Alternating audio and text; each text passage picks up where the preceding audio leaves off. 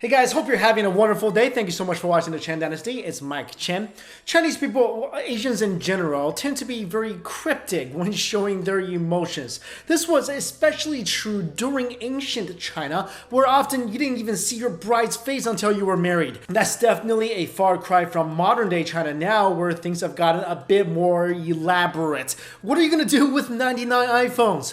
But although ancient Chinese love gifts were simpler, they had symbolic, humble, and even Romeo-Juliet type meaning. So here are some gifts of love that showed your true feelings in ancient China. First off, we have fruit. You might think, really, fruit? I can grab that at any grocery store. Okay, I do admit that fruit was mainly used for the cheapskates, but in any case, it was better than nothing. And here's the thing, lovers wouldn't just choose any kind of fruit, as whatever they chose had a symbolic meaning. Many couples follow the famous Shi Jing, or the Book of Songs. This is the oldest existing collection of classic Chinese poetry, and many poems included are romantically written with gifts that include pieces of fruit. There is a famous poem that has a romantic story stating how a girl gave fruit to a young man and he in return gave jade to her. Because of this, sending fruits to loved ones became popular and a custom. In case you wanted to hear part of the translated poem, here it goes.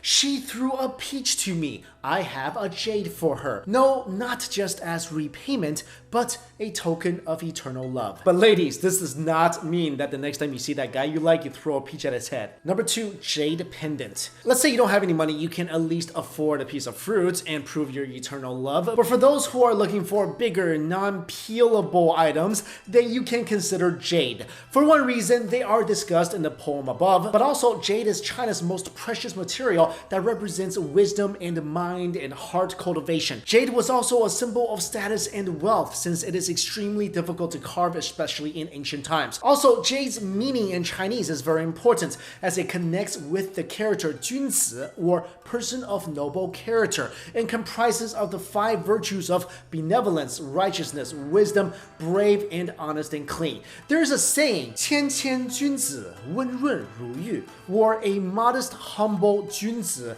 is as gentle as jade. Also, adult men usually wore jade pendants, which brings us to another saying, 君子无敌,玉不去身, or a Junzi never takes off his jade for any reason. That's basically saying a man wouldn't casually give away his jade, so if he gave it to a lady, he must really love her. And because jade was primarily given from men to women and not the other way around, so to make an equal exchange, women would make things like lanyards for the jades to tie to their ropes. Next up, a satchel. If you take a look at traditional Chinese attire, you'll often find a satchel hanging at the string of the belt. The wearing of the satchels started in the Qing Dynasty era, and young people wore them as a sign of respect to their elders. Since that time, it became a popular accessory, and they were often infused with perfume. Since the satchel was always hung closely to the body, it symbolized intimacy. It is also rare for people to give their own satchels as gifts to friends, especially if they were fancy. Some of the most exquisite satchels were done with a highly complex form of needlework. So if a woman really wanted to display their true love to a man,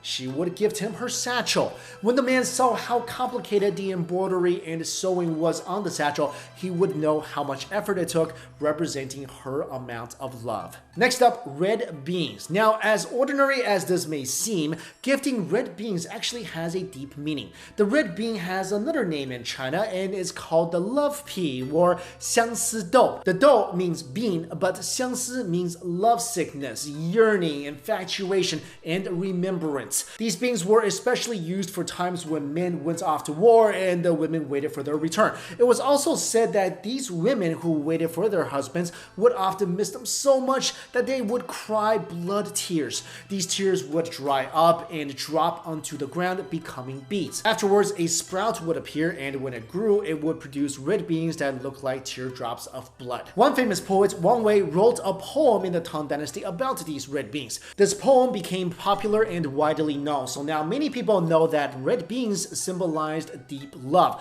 Here is the poem. 红豆生南国，春来发几枝，愿君多采撷，此物最相思. It means the red bean grows in southern lands. With spring its slender tendrils twine. Gather for me some more, I pray. A fond remembrance is the sign. Who says Chinese people can't be romantic, right? Next up, handkerchiefs. Handkerchiefs are often seen as goodbye tokens. Like in many movies, you'll see the girl who keeps the guy's handkerchief when he has to leave for a long time to wipe her tears. In ancient China, it worked the same way, as saying goodbye was never easy. In these cases, the couple would silently cry to one another and take out their handkerchiefs to wipe each other's tears and later exchange the handkerchiefs themselves. These handkerchiefs were often made of silk, which in Chinese is pronounced si, which sounds similar to lovesickness or si. Next, hair.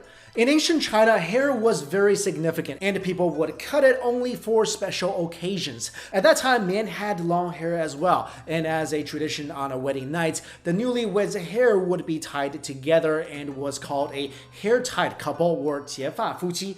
We also have the saying in Chinese when people wish a long, happy life to a couple, which goes 白头偕老, which means to live together and become gray-haired together. You can also note that when a person cut their hair and sent it to their lover, it had a deep meaning, almost like a solemn oath. In cases of farewells, some lovers even cut and sent their hair to each other, and then they would often place it in their satchels. But maybe be careful about doing this nowadays, because nowadays, instead of romantic, this might be considered, creepy. Another symbol of love are combs and hairpins. In ancient China, whenever something has to do with hair and love, then it really has deep meanings. So combs and hairpins were not just simple gifts. When girls reached the age of 15 in ancient China, they began to tie their hair into a bun. That meant they were taking a step into maturity. It also displayed their youthfulness and their arrival to the age of marriage. So when hairpins were exchanged between couples, it symbolized profound love. Hairpins also came in many shapes and sizes. Some were even made of gold, silver, and jade, with shapes like flowers or phoenixes.